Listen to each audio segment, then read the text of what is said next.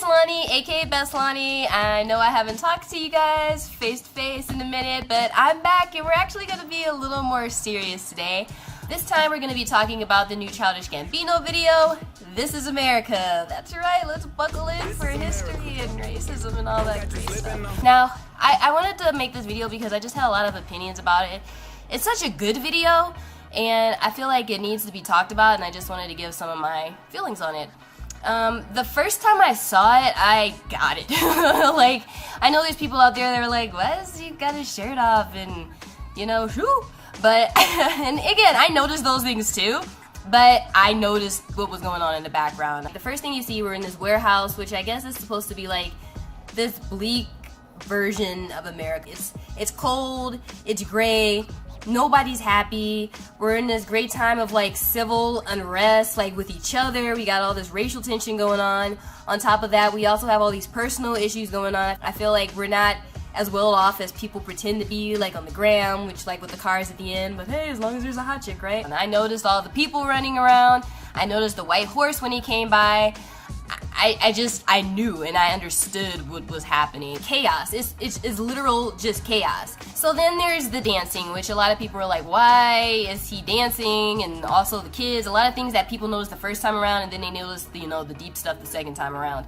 And that was the whole point of it. Like, it was to show that there's this dancing and this trending and this hip-hop culture that's happening in front of your eyes, and you're ignoring all the important stuff that's happening in the background. It's not just the dancing, it's anything. It's the dancing, it's anything political, it's Kanye meeting with Trump while Aleppo was being destroyed by Syria. It's any of those things happening, and it's like, here you go, look at this while this is happening in the background, so you don't really focus on it. Now, let me be clear.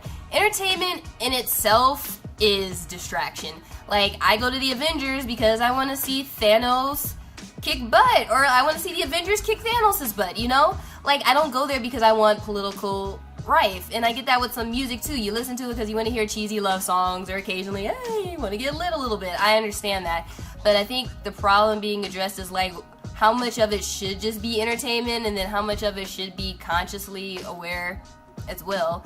But anyway, we'll get back to that later. So in the midst of this all, they find an entertainer, they push them to the front, and now this is everyone's favorite guy. Now this doesn't just apply to black people, but it definitely fits within the scenario, because so you bring this guy to the forefront, he show bucks it out, the kids are all into him and stuff like that, the parents are like, oh, this crazy guy right here. And the corporations are like, haha, money, and everything's going well until the guy makes one mistake, whether, you know, he smokes a blunt or he just does the wrong thing. He's too aggressive one day, you know, and then suddenly, oh my god, what did you expect from that guy? I mean, just look at him. He's always acting crazy and aggressive and stuff like that. Not like civil people should act.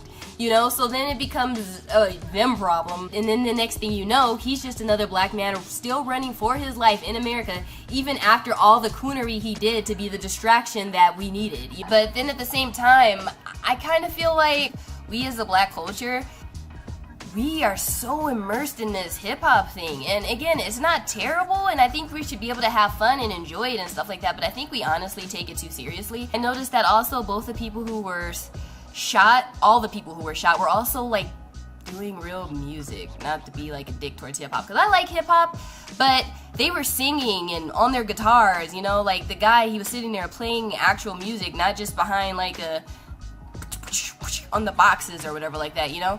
And then the choir, you know, hallelujah, you know, they're doing their whole church thing, and then they get shot up a well, and it goes, and as soon as they get shot, it goes right back into the hip-hop beat. So I feel like it's like the killing of music in a way too. Like, we've just kind of given up on music for a dope beat that we can dance to. We talk a lot about how like, oh, we want great role models and all this stuff, and I understand hip-hop is not always the place you want to have from your great role models, but in one hand I'm kind of like, but why not?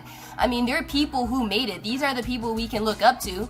But instead of when they make it, they're just like, oh, here's chains and rims. But granted, if they stop being about it, then, oh, you forgot where you came from. And I think that's a really destructive mentality that we as a people have. You're a role model now, and I understand not everybody signs up to be a role model. I get it. And there's white people who have crazy acts too, and do crazy ass shit like Miley Cyrus and stuff like that. But we gotta remember, like, there's a lot of people in middle America who still are not diverse. They don't know black people, they don't know gay people, they don't know Asians, they don't know Mexicans really. And then when it's not just the movie that shows you acting thug, but then it's you yourself who are presenting yourself as this, and the white people go, oh, Cardi B, she's so cute and stuff like that, but they're not about to really let her in the house and stuff like that. And I'm not saying we need to measure up to white people's standards and stuff, but I'm saying in general, I think we do need to elevate ourselves to a place where we're not just judging each other's by who's got the greatest chains and stuff like that. And I know white people have superficiality and stuff like that. They're like, oh, we have yachts and shit. Like, like I get it. They're not any less petty and stuff like that. But again, 2 Chainz has 2 degrees, dude. At least that's what I heard or something in grad school. Like, he is a really smart guy. And he goes around with 2 Chainz because he knows that's what's gonna sell. And as a marketing person, I can't blame him. But you can still scream 2 Chainz and then say, and then on TV, you know, kind of like Lil Jon would, like, I'm next one. Like, I love that, but that was great. He would just break down and become so elegant. And I think we kind of need a little bit more of that. F with their minds a little bit. Show people that you don't have to be a one-dimensional caricature. We're the shit. Like, we honestly are. We're so talented. We got great creativity. We're smart.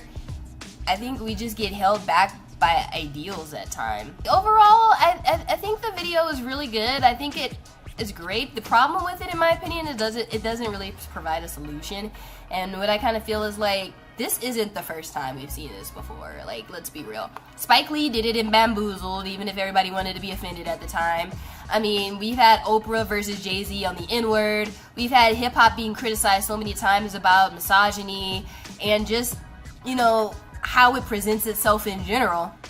What do we do now? And I know this one guy in the comments posted this. This is when the video still had only about like 10 million views. But some guy was like, well, you're the solution, obviously, dumb shit, get woke, and stuff like that. And then everybody followed suit. And I ended up commenting on it. And I was like, you guys are being dicks. Because I understand, like, technically we are the solution. I get that.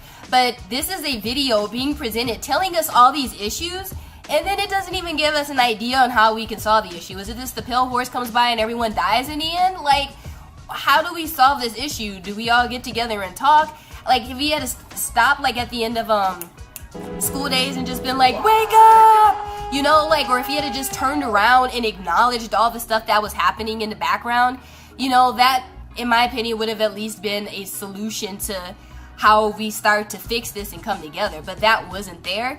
And honestly, I feel like that was the only thing missing. But at the same time, maybe he thought that was too much to put into a video where half the people were going to miss the message the first time around too. So, I don't know. Overall, I did think the video was masterful. I think it's great. But I do wish it would have had a little bit of a solution anyway. So anyway, that's about all I have to say about that. Drop what you feel in the comments below. Do you agree with me? Do you disagree highly with me? Do you concede to some points and not others? I'm really interested. I want to really open up a discussion on this. Yeah. Anyway, I'll talk to you guys later. Peace.